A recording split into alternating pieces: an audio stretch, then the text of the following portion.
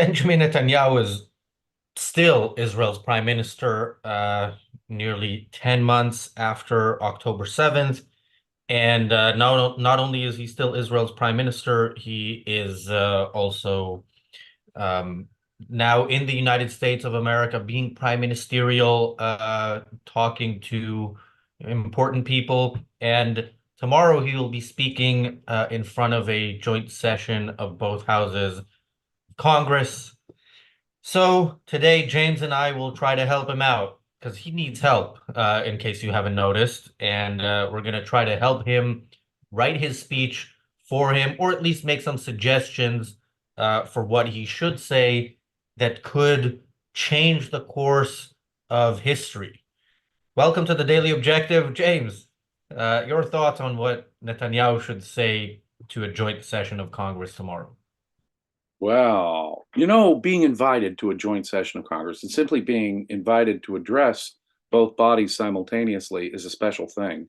It does not happen on a regular basis, and it has been considered historically to be a great honor.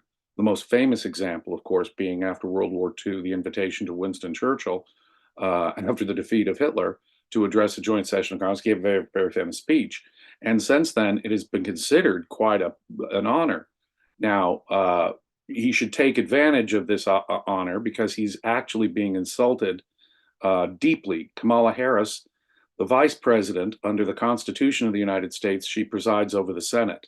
And so she's decided to give this a miss, which is a slap in the face against Israel and Netanyahu, a personal insult to go to counter the great honor that the invitation to speak should have been. Now, Yeah. Uh, I'm sorry. I just want to follow up with a question on that. Yeah, Kamala Harris, in her 3.5 years as vice president, has given a lot of things a miss.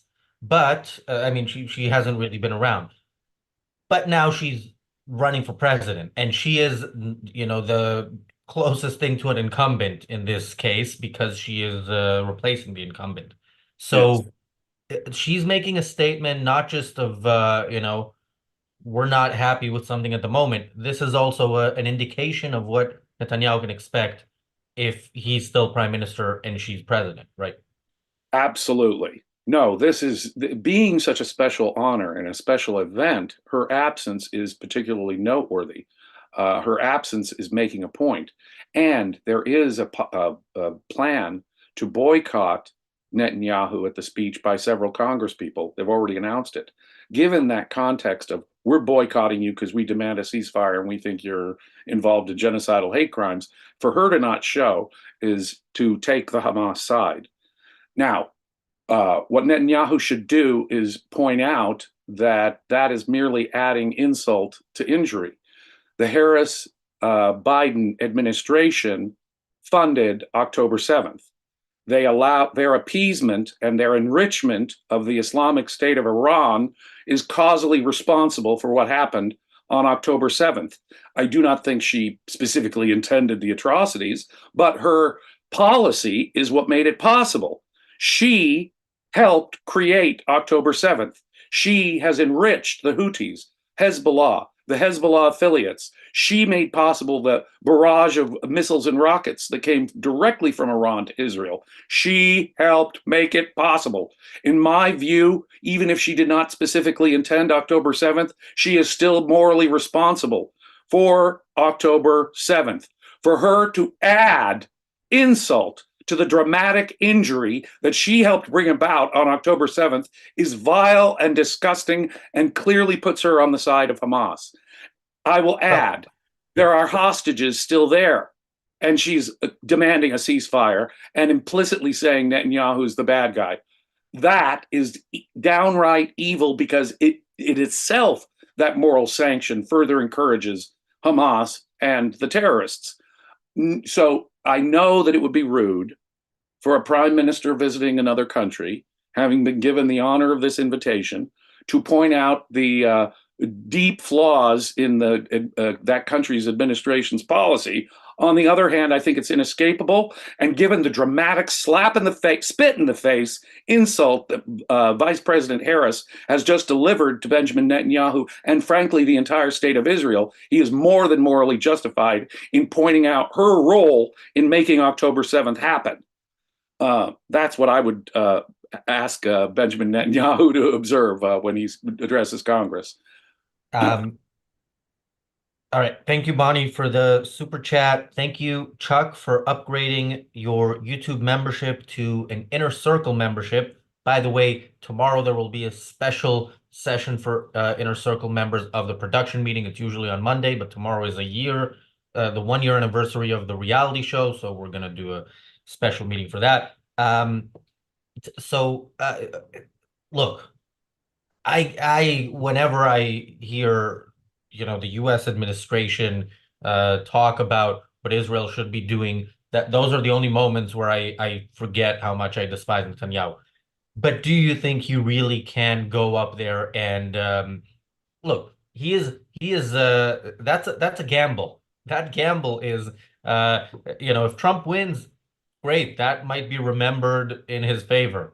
That might even be remembered, and it might help Trump forget the fact that Netanyahu endorsed the actual winner of not endorsed, congratulated the winner of the previous election after the election, which Trump didn't like because he had his own conspiracy theory, which we might talk about on the reality show. But yeah, it's a big gamble, and it's not just a gamble for the next 4 years. It's a gamble for the next 6 months with No, I don't Biden think and it would Harris still in alter. power. I don't think it would alter their policy one little bit. I think there is absolutely zero downside for Netanyahu pointing this out. It's the truth, it's reality, and it should affect American-Israeli relations. If it does not affect American-Israeli relations, then I think that any prime minister is being negligent in his job of protecting Israelis. No, America helped make October 7th possible. Their culpability in all of this needs to be pointed out. If it is not front and center in American Israeli relations, something, in fact, one of the most important factors is simply being evaded. Nor will pointing it out, I think, cause them to change they already hate Israel. Her spitting on the face of Netanyahu and not being there tells everything. This is it. Netanyahu should stop attempting to appease international opinion. And this includes current American opinion. And when an Israeli prime minister stops kowtowing in that way to international opinion is the day when I will start having hope for the future of Israel. And by the way, a hope for the future of American-Israeli relations. America should realize that when it appeases Iran, it is hurting people. It is killing people. It is supporting the leading sponsor of terrorism in the world today. Any appeasement of them puts blood on our hands. And if an Israeli can't point that out to America, then the case is hopeless. The case is utterly hopeless. So I agree with you, but also there's a problem which is Netanyahu's policy up until October 7th and since October 7th. So if I was Netanyahu, what I would do is say, look, I was wrong. I have been wrong up until now. I've been wrong in not uh, listening to America and learning from America. And I'm going to be learning from America now. I'm going to learn from the US, how they fought with their allies against Nazi Germany, how they fought against Japan, how they fought when they wanted to win a war. And I'm also going to learn from the US how not to do things. For example, how after 9/11, they first of all chose the easiest but not most important target. The easiest in the sense that it was easiest to build a coalition around, and also easiest militarily to defeat. And 20 years later, that government that was there is back in power. Because when you fight with so-called humanitarian aid, you lose because the enemy has the power to fight you, which they don't if you don't feed them. And when you fight with bombs, you win. And that's what happened with Germany. Germany was defeated, not just because their armies were defeated, their army was defeated, but because the German people were defeated. The German people saw, I mean, there's video of this on YouTube, which, they add color and stuff. It's amazing. You see Berlin right after the war ended. That's what Gaza should look like. But the difference is parts of Gaza do look like that. The difference is America didn't or Britain in the case of Germany didn't call them up and say, look, we're going to bomb this house. They didn't need intel that in a particular building there was a terrorist. They were realized that the enemy is the people who launched a war against them. And something else that I would add to if I was writing this speech is an explanation that the Palestinians are not like the Germans in the sense that in Germany you did have people risking their life to fight against the Nazi regime. Among the Palestinians, you have no people risking their life to fight against their Nazi regime because while they have their disagreements, they have no disagreement when it comes to the desire to slaughter the Jews. And I would add, maybe to finish the speech, yeah, it doesn't have to be a long speech. Uh, these Jews are armed, so it's not going to be as easy to exterminate us. And we will use those arms as much as we have to until that enemy is defeated.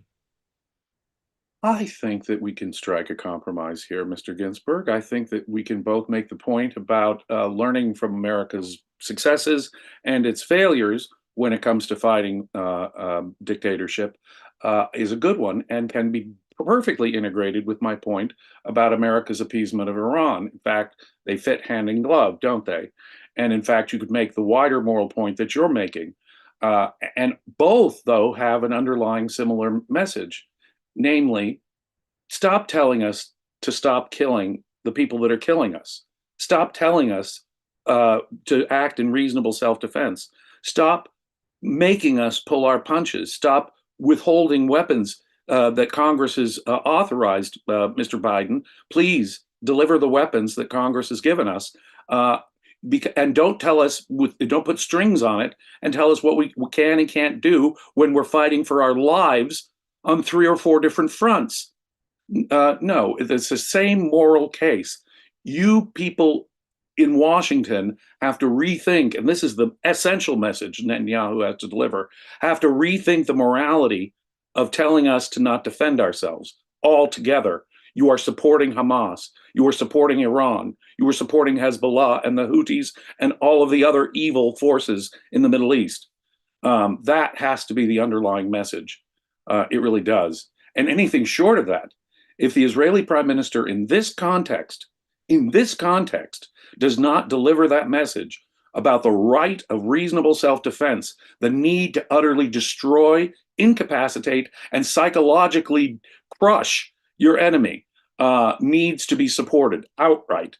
And get over it. That means there will be non-combatant deaths, but that doesn't mean they're innocent. But in any case, we don't have jurisdiction over Gaza. We must do what's necessary to defend ourselves.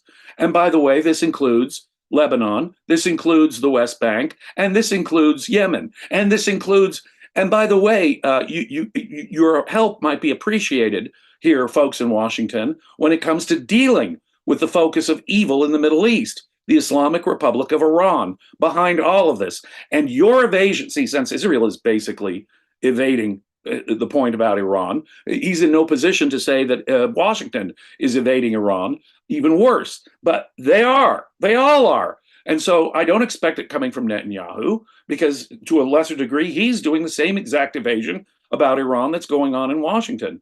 And that evasion is exactly what's going to keep this going on and on and on, and make it basically a bunch of diplomatic empty words from a politician, which is what we're used to from politicians. Thank you, Jeff, for the super chat. Something else that I would say, and I think Netanyahu can speak generally about America. He doesn't have to name, as far as I'm concerned, doesn't have to name Biden or Harris. There's that one of my favorite Netanyahu moments, and maybe definitely one of my favorite Netanyahu moments of him being prime minister is on a trip to Washington when he had the photo op with Obama, who was president at the time, and he's schooling him on history. And it's Obama is sitting there very uncomfortably. And I thought that was unusually brave for Netanyahu. And he was doing it. I wouldn't say diplomatically, but he wasn't saying to Obama, "You, Mr. President, have no idea what you're doing or what you're talking about." But he was essentially saying that. So they don't have to be named. But what I would do is quote Blinken, because Blinken said, and I can't quote him right now because I don't have it in front of me, but it was something to the effect from memory, something like Israel could fight this war alone if it had to, but as long as the United States of America is around, Israel will never have to. And that lasted for hours, maybe days, until Israel actually had to fight, and then they had to do it alone. So I would quote that and say, look, uh, yes, we can fight it alone, and apparently we have to, and we will. And he has every right to point out when America betrays its promises like that, when America speaks one way and its actions belie all of that. And if I may quote the Canadian rock group Rush here, tough times demand tough talk. I would name names. I would point it out. She is personally the vice president and the current Democrat presumptive nominee. Kamala Harris is personally insulting him, as are many other members of the United States Congress. They are officially taking the Democrat leader of the Senate, Chuck Schumer, called for the ouster of Benjamin Netanyahu, but not a change of government in Tehran.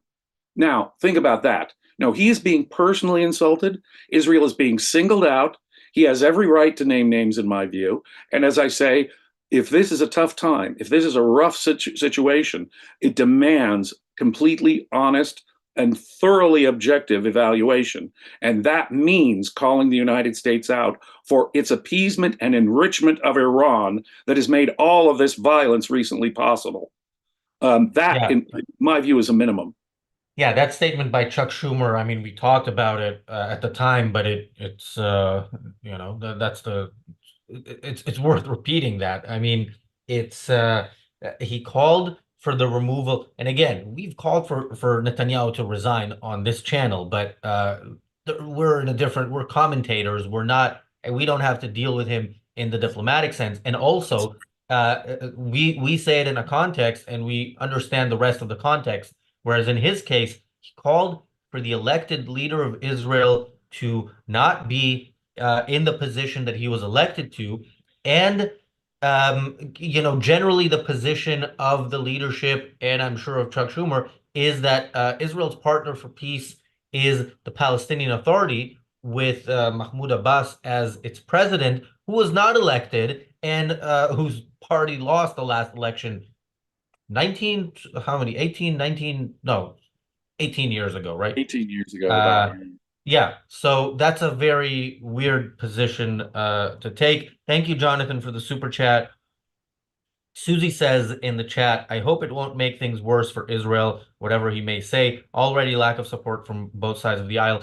Look, if you look even at these last 9 months, but also historically, Israel loses support when it's weak, and it has been its weakest in the past 9 months. Its refusal to name the enemy, its refusal to fight the enemy, its acceptance of a bunch of proxies of the main enemy shooting at it with no repercussions. That's Israel's weakness. And diplomatically, the same is true. If Netanyahu said, look, there are things we have to do, we'd love to do it with America's support, even just moral support, that's ideal. But we will do it nonetheless because the alternative is the extermination that the Arab world is promising to Israel. And that is the side you are taking if you are not clearly on the side of Israel. Absolutely. No, I don't think that any, quote, insult could possibly make matters worse. America's support for Israel is based on its long-term interests, its values.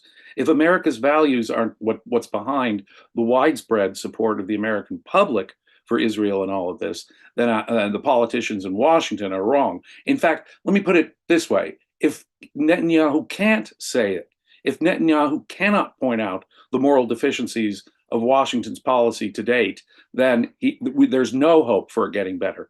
In fact, the only way it's going to improve is if the moral point is drawn precisely and clearly. Continuing to apologize, appease, and mealy mouth Washington, despite how Washington has been adding, as I say, insult to injury, uh, can only further make matters worse. You're saying, what you're doing is you're saying, no, that's cool, insult me and I'll be diplomatic over here. No, BS. That's got to go out the window. What you say, Razi, is true. He's got to say, with or without your help, Israel is going to do what it takes to defend itself. Now, you guys can be on the side of righteousness and good, or you guys can continue to follow your own suicidal policy of appeasing and enriching Iran, your greatest enemy, moral enemy in this world. That's the way it should be pointed out. You guys are going to get it from Iranian-backed terrorists if you don't help us now with our problem with Iranian-backed terrorists. Get it? And that's the position that has to be taken, or we're doomed to lose. So quite the opposite of saying it would make matters worse. The only way of making matters better is to make this moral point clear. Yeah, what would really make matters better is if Israel fought back, like militarily, diplomatically as well, but militarily. That's again that we've said. I think I may have even said this yesterday, and it might be a daily thing that I will say. If Israel on October 7th, October 8th, October 9th had done what needed to be done in Gaza and in the West Bank, there would be some condemnation by Israel's so-called allies, but it would be limited to, well, this horrible thing happened. And that would be, and again, it would not be as bad as the current situation with Israel, which in which the world is eating up all this Hamas propaganda on what is actually happening and basically siding with the October 7th savages. So that is Netanyahu's choice. And I know, just like Jeremy Corbyn's tweet from October 7th about the El Ali hospital massacre of 500 people is still up. My tweet from October 8th is still up, where I said Netanyahu knows that if he wants to do the right thing, he should do it now. That's why he's not doing it. And unfortunately, I don't trust Netanyahu. I know he's a regular viewer of this show, so I'm sure he's watching right now and considering going with our suggestions for a speech. And he is one of the world's greatest public speakers. He can say it Is. better than we can, but I kind of doubt that he will. Thank you, Well, Wes Stewart, for the super chat, and thank you, Ari Wasserman, for the very generous $50 super chat. Yeah, James. Well, that's why I was a fan of Netanyahu's, 20, 25 years ago. I really was. He was so eloquent in his moral defense. I thought that that's exactly where he was strong. It turns out when it comes to reality, when it comes to practice, those words were all deceptive. He doesn't have the moral clarity when it comes to acting. Why all the cities of Gaza were not rubble by October 10th? I know I've said this since October 10th on your channel, Razi, but why all the cities of Gaza were not rubble by October 10th is astonishing to me. Would he have gotten all kinds of criticism? Of course he would have gotten all kinds of criticism. Would it be any different than no, what it would have been contained to a week of criticism as opposed to the last 8, 9, 6, 7, 8, 9 months of criticism. For gosh sakes. No, when it comes to moral clarity, that's your best bet. That's, you're never going to convince someone if you apologize for what you're doing. If you pull your punches, you're going to say, in effect, I agree with you. I agree with your criticism of me. You're sanctioning the criticism. And that it is the first and most fundamental error. A morally righteous person has no problem taking the morally responsible actions they need to take in self-defense and saying afterwards, by the way, it was all their fault, which it was. And by the way, we'd have missed the last 7 months of suffering in the area. There would have been intense suffering all at once, but you wouldn't be dragging it out forever and assuring more October 7th subsequently. So no, the people have a bizarre idea of what the kind and compassionate and humanitarian policy would be. They've got it just exactly backwards because they don't properly value life. And it's that kind of moral clarity that is absolutely a prerequisite to getting these things straight. Do I think that'll happen in Netanyahu's speech? No. But I can still dream it, Razi. Thank you, Bull Moose, for the super chat. Bull Moose says, Bibi's allowing everyone to bully him instead of fighting back. So he's letting them bully Israel as well. Yes, in a sense, I don't know. I think that's his excuse. It's always been his excuse. I think he really wants to just ride it out, or has wanted to ride it out in the past with rockets and so on, knowing that a big attack is going to happen and hoping that it's not going to happen on his watch. Then it did. He was kind of stuck, so he did more in this military operation in Gaza than in previous operations, but very clearly did not do anywhere near enough to defeat the enemy in Gaza, let alone the enemy in the West Bank, in Lebanon, in Yemen, in Syria as well to some extent, and of course in Iran. But look, we talk about all these conflicts between Netanyahu and the U.S., but is it possible that it's all for show and actually Netanyahu is secretly controlling the U.S. Administration and Congress? Well, some people might say so, and that is the topic of today's episode of the reality show. We were going to be talking about conspiracy theories, what they do to public discourse, what they're doing now to public discourse in America around the Trump assassination attempt. Yeah, Daniel My says here in God. the chat that the Jews controlling the world is a new one. We have Ben Bayer from the Ayn Rand Institute joining us for that, so make sure you stay tuned. Can't miss that, people. You really can't. Thanks, James. You're back tomorrow with Nicholas to talk about. Sharia law. Oh, nice. But Sharia law coming to non majority Muslim countries. In any Yeah. case, you can't miss that one either. Yes, hopefully I will still be able to watch it because it could be that Sharia law will come to the UK by then. And of course, the reality show tomorrow is a big day. Like I mentioned, Inner Circle members, there's an extra production meeting, live stream. Those are special. People will enjoy them. And it's a 1 year anniversary for the reality show production meeting. We might start that one a bit early. Tomorrow, we are also scheduled to launch our Substack. Hopefully that is when it happens. We have some writers you people know, at least some of you in our audience will know some of the writers that are going to be on that Substack. All right, enough of selling stuff. Thanks, James. Thanks, everybody, for watching. The reality show starts in a couple of minutes. We'll see you then. Be well.